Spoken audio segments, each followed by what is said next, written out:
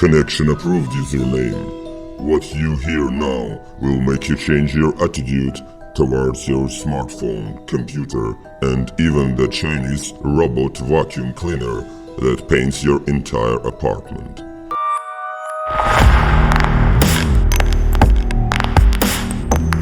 Maybe you've already been told that all equipment with cameras, laptops, tablets, phones is watching us. They take photos and videos whenever they want. Now you will find out the whole truth. Yes, all the equipment with cameras and microphones is watching you. No wonder Mark Zuckerberg, the founder of Facebook, a technically very advanced person, tapes the camera on his laptop with Scotch tape. He started doing it 7 years ago. Your phone always listens to you, always detects your location, and constantly looks at the camera at you, even when it seems to be inactive. At the same time, the phone understands if the pictures was taken in your pocket and the screen is dark. Images with faces, people, and some situations are sent to central servers. We can only guess who are the beneficiaries of this information. The owner of the OS is obliged to give the data according to the law. I have one of the latest Korean smartphones, and the camera is not sealed. Wiretapping and surveillance carry an immediate risk for people who are dealing with some kind of secret. These are officials, representatives of special services, prominent businessmen, and of course criminals. The servers collect data arrays without specifically identifying Kanye West or me as a person. For now, chances are the phone manufacturer and NSA do not follow the personal ups and downs of my life. In any case, I try not to use the phone in specific situations, in negotiations, in the sauna, in the bedroom, etc. If you are afraid that your wife will find out about the betrayal because she's watching your phone, then you shouldn't. Your wife usually doesn't have access to the data that your smartphone sent to the United States, China, or South Korea. It's easier for a wife to take your smartphone while you sleep. Unlock it with your face and read what and with whom you communicated there. But those particular services which collect data, of course, can blackmail you if you are worth it. For example, you are the manager of McDonald's.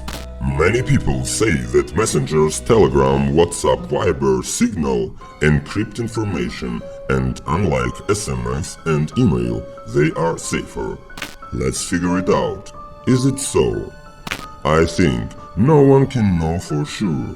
This is marketing. Is the encryption algorithm reliable? On whose servers and in what form is your correspondence stored? A simple example. You know that public mail is, for example, Google reads the content of your emails. She offers you an advertisement for what was being talked about in the letters, and Google is legally obliged to give data to intelligence. All communication servers are arranged similarly. Of course, it's not real people who read, but artificial intelligence with linguistic analysis. And the Windows 10 operating system in the initial delivery has a built-in keylogger that sends all your keystrokes to Microsoft. A separate story about children and abductions. Many people post photos of children on social networks, mark their location, schools, kindergartens. How do you think? It's safe? Of course, it's not safe. You give a tip to the robbers. That's why you can rarely see photos with geolocations of children of high-ranking officials, law enforcement officers, top managers of corporations in social networks. But for the sake of fairness, we should note that thanks to the same geolocation technologies, now it's possible to solve similarly and not only crimes.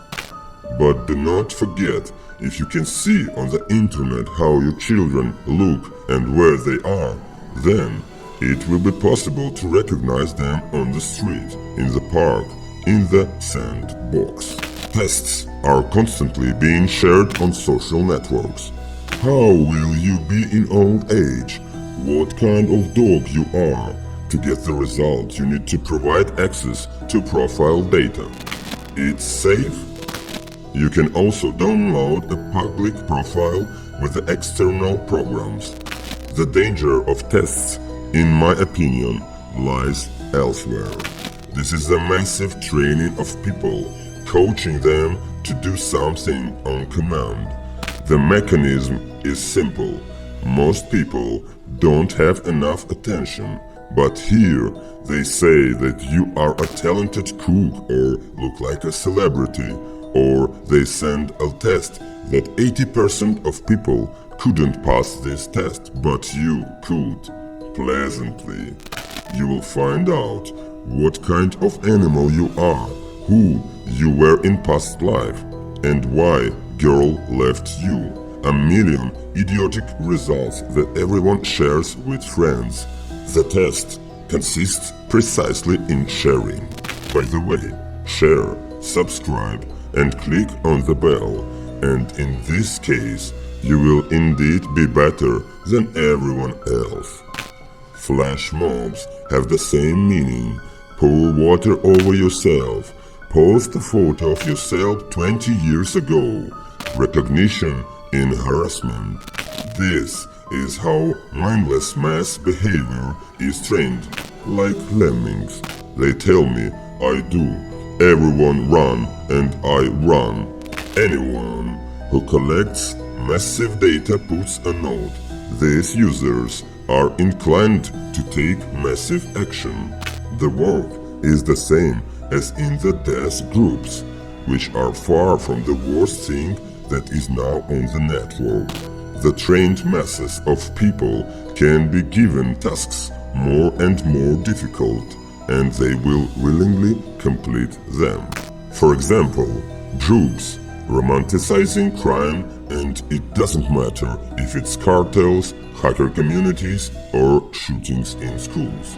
Such cybersecurity should concern both the family and the state in the first place. When the password was stolen, it's not so bad.